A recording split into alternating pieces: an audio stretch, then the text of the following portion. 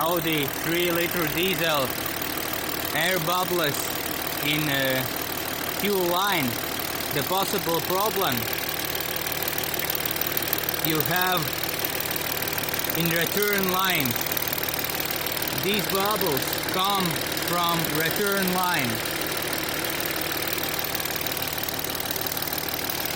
If you get bubbles in here, possible your injectors are stuck in,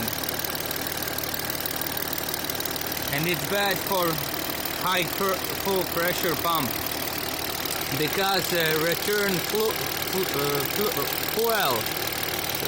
diesel going to fuel filter and then to high pressure pump,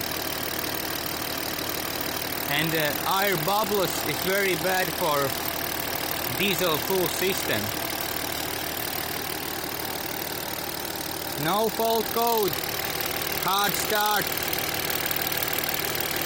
You see, there is full of it.